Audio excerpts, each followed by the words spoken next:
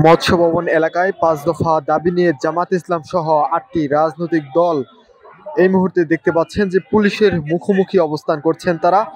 সকাল থেকেই তারা পল্টন মোড় এবং শাপলা চত্বরে জড়ো হওয়ার ওইখানে পল্টন মোড়ে তারা এক সমাবেশ করেন। সমাবেশে তাদের কেন্দ্রীয় নেতৃবৃন্দ তারা বক্তব্য রাখেন এবং বক্তব্যে তারা বলেন যে তাদের যে ৫টি দফা দাবি, সেই ৫টি দফা দাবি সরকার যাতে দ্রুত মেনে নেয়, অন্যথায় তারা আগামী ১১ই নভেম্বর আরও কঠোর কর্মসূচি দিবেন বলে তারা জানিয়েছেন। এবং তারা বলেছেন যে আগামী নভেম্বরে তারা সারা ঢাকায় তাদের যে নেতাকর্মী, সেই নেতাকর্মীদেরকে আসার আহ্বান জানাবেন। সেখানে তারা সমাবেশ শেষ করে তারা মৎস্য ভবন এলাকায় আসেন।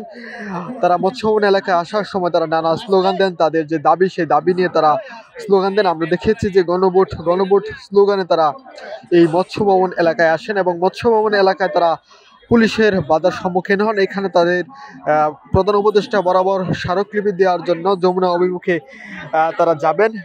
সেই যাওয়ার জন্য এখানেই তারা পুলিশের ব্যারিকেডের মুখোমুখি অবস্থান রয়েছেন। আমরা জানি যে এখানে আমরা দেখতে পাচ্ছি যে এখানে রয়েছেন যে ডিসি মাসুদ, তিনি সরাসরি এখানে রয়েছেন এবং জামাত ইসলামের যে প্রতিনিধি দল, সেই জামাত ইসলামের প্রতিনিধি দল তারা প্রধান উপদেষ্টা বরাবর স্মারকলিপি দিতে যাবেন। এখানে আমরা দেখতে পাচ্ছি তাদের যে নেতাকর্মী তারা পুলিশের বাধার সম্মুখীন হয়েছেন এবং এখানেই তারা দাঁড়িয়ে তাদের যে দাবি, সেই দাবি নিয়ে তারা স্লোগান দিচ্ছেন এবং তারা বলছেন তাদের যে দাবি, সেই দাবি যাতে দ্রুত সরকার মেনে নেয় এবং নভেম্বরের ভিতরেই তাদের যে গণভোট দাবি করছেন, সেই গণভোট যাতে সরকার দেয়, সেটির জন্য তারা এখানে অবস্থান করছেন এবং তারা বলছেন যে সরকার যদি তাদের দাবি না মানে তারা পরবর্তীতে আরো কঠোর কর্মসূচি দেবেন। এবং তাদের যে কেন্দ্রীয় নেতৃবৃন্দ তারা বলেছেন যে আগামী ১১ই নভেম্বর তারা সারা ঢাকায় তাদের যে ৮ দলের নেতাকর্মী, সেই নেতাকর্মীরা তারা ঢাকায় আসার আহ্বান জানাবেন। আমরা দেখেছি ইসলামী আন্দোলন, খেলাফত মজলিস সহ জামাত ইসলাম, ইসলামিক দল, বেশ কিছু ইসলামিক দল সহ ৮টি রাজনৈতিক দল আজকের এই যমুনা অভিমুখে তারা এই মৎস্য ভবনে অবস্থান করছেন। সকাল থেকেই মতিঝিল এলাকায় এবং পল্টন মোড় এলাকায় তাদের নেতাকর্মীরা জড়ো হন এবং সেখান থেকে তারা বিক্ষোভ মিছিল নিয়ে, ব্যানার নিয়ে, প্লে কার্ড নিয়ে এই স্লোগানে পল্টন মোড় হয়ে এই মৎস্য ভবন এলাকায় অবস্থান করছেন।